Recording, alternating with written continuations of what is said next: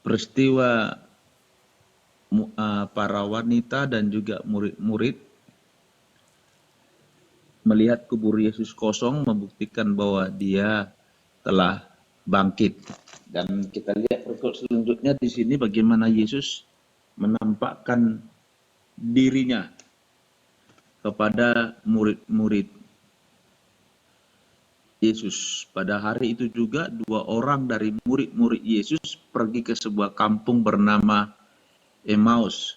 Nah, di sini Yesus menunjukkan atau menampakkan dirinya kepada 2 murid Tuhan Yesus. Kenapa? Kalau kita perhatikan bahwa Yesus penting untuk menunjukkan atau memberitahukan kepada murid-murid bahwa dia sudah bangkit. Untuk apa? Untuk memberikan kepastian kepada murid-murid bahwa pertama, apa yang pernah dikatakan mengenai kebangkitan itu benar adanya. Yang kedua, bahwa Yesus perlu menampakkan dirinya kepada murid-murid itu sebagai bukti bahwa Yesus memang benar-benar telah bangkit.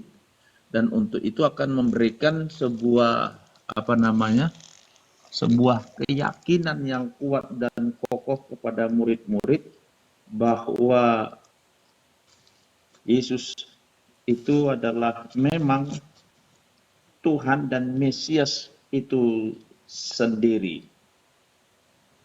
Nah, Yesus perlu, kalau kita perhatikan ya, kenapa Yesus perlu menampakkan dirinya kepada murid-muridnya. Nah, ini untuk membuktikan dia sudah bangkit. Tapi seringkali, perhatikan ini, cerita ini seringkali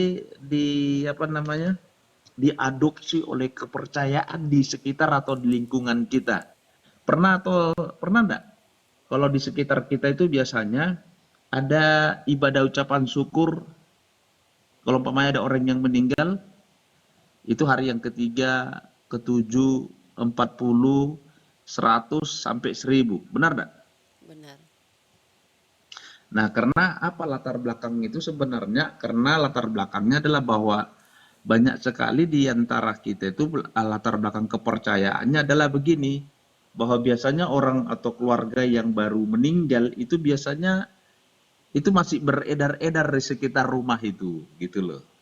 Ya, jadi dia masih ada di sekitar rumah itu, makanya ada dibikinlah kayak ibadah ucapan syukur lah kalau kita bilang itu hari yang ketiga, karena dipercaya latar belakang itu dipercaya bahwa roh orang yang meninggal itu masih ada di sekitar itu.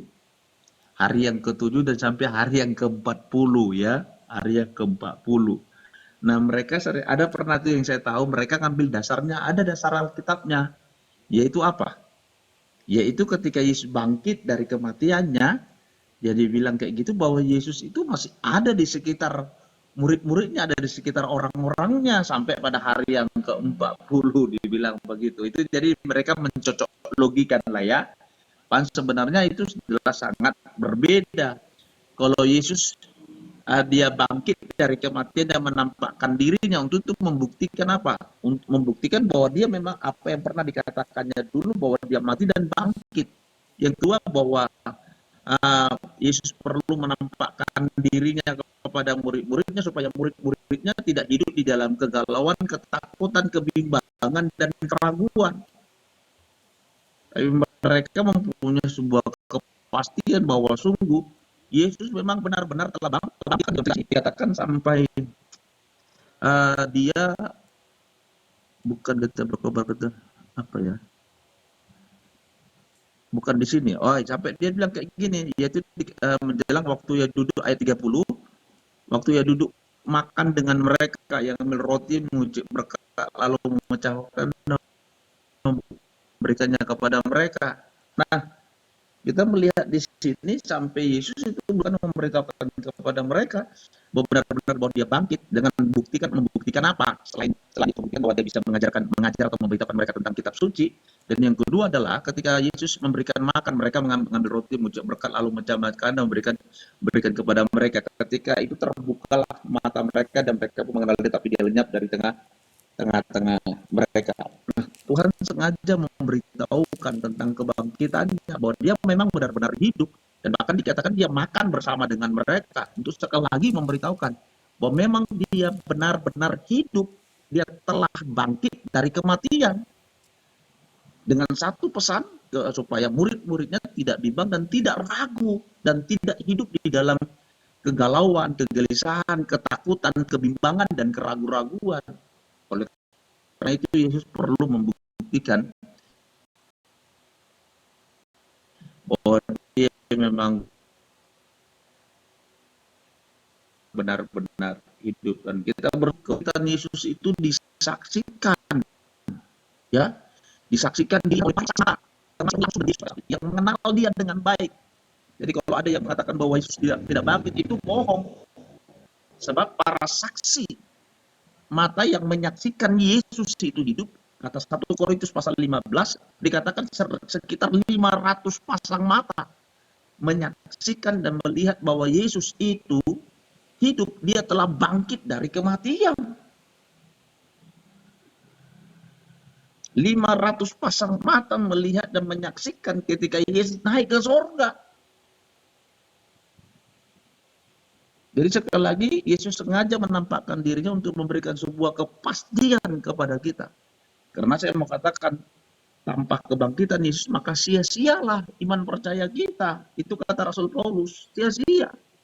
Tapi kita bersyukur bahwa sungguh Yesus itu adalah Tuhan yang telah bangkit dari kematian, dan dia menunjukkan, dan para saksi ada, ya, para saksi ada melihat. Bahkan para saksi-saksi ini, ya, para saksi-saksi ini, mereka berani mempertaruhkan hidup mereka, mereka berani mempertaruhkan nyawa mereka. Mereka tidak takut kehilangan nyawa, karena mereka mempunyai satu keyakinan yang kokoh dan kuat, memang benar Yesus itu telah bangkit dari kematian, dan dia hidup, bahkan dia naik ke surga. Pesan yang mau disampaikan kepada kita melalui perikop ini, bahwa Tuhan yang kita sembah bukanlah Tuhan yang mati, tapi Tuhan yang kita sembah dan kita percaya adalah Tuhan yang hidup. Tuhan Yesus berkati.